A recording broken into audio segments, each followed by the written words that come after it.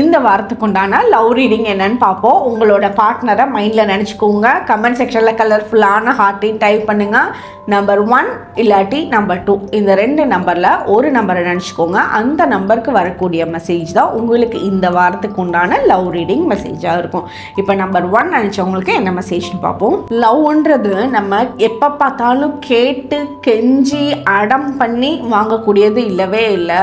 ஒருத்தரை நீங்கள் லவ் பண்ணுறீங்க, அவங்களும் உங்களை லவ் பண்ணுறாங்க அப்படின்னா அது அவங்க எவ்வளோ பிஸியாக இருந்தாலும் உங்களை ப்ரியாரிட்டைஸ் பண்ணணும், உங்களுக்கு டைம் கொடுக்கணும். நான் இவ்வளோ வேலையில் இருக்கேன், அதனால எனக்கு ஹாய் ஹலோ கூட சொல்ல முடியல அப்படின்னு இருந்துச்சு அப்படின்னா அது கரெக்டான இடத்துல நீங்கள் லவ் கொடுக்கல அப்படின்னு நினைக்கிறேன்.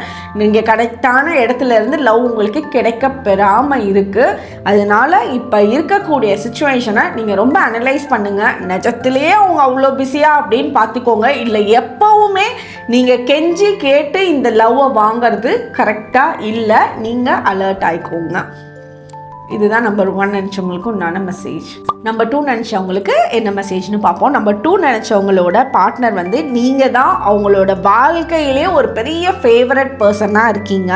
உங்களை ஒரு ப்ரீஷியஸ் ஸ்டோன் மாதிரி, எங்கேயுமே கிடைக்காத ஒரு விலையுயர்ந்த கல் மாதிரி உங்களை பார்க்குறாங்க. கல்லுனா கல் இல்லை, மீன்ஸ் நான் ஒரு டைமண்ட் அந்த மாதிரி சொல்கிறேன். உங்களை அவ்வளோ ப்ரீஷியஸாக பார்க்குறாங்க.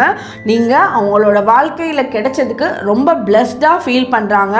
இந்த டைம் பீரியடில் அவங்களோட ஃபினான்ஷியலி இன்ஸ்டெபிலிட்டி ஜாஸ்தியாக இருக்குது. பண ரீதியான குழப்பங்களும் பண ரீதியான தேவைகளும் அவங்களோட வாழ்க்கையில் ரொம்ப அதிகமாக போயிட்டுருக்கு. ஸோ நீங்கள் அதை உங்களோட லவ்வில் கனெக்ட் பண்ணி இதனால இவங்க பேசாமல் இருக்காங்க, சரியாக நம்மளை லவ் பண்ணாமல் இருக்காங்கல்ல நினைக்கவே வேண்டாம். அவங்க கூட உங்களோட பாண்டிங் லைஃப் லாங் ரொம்ப பெஸ்ட்டாக இருக்கும். இப்போ நீங்கள் லவ் பண்ணிட்டு இருக்கீங்கன்னா அது கல்யாணம் வரைக்கும் எடுத்துகிட்டு போகக்கூடிய அமைப்பு ரொம்பவே நல்லா இருக்குது. தேங்க்யூ.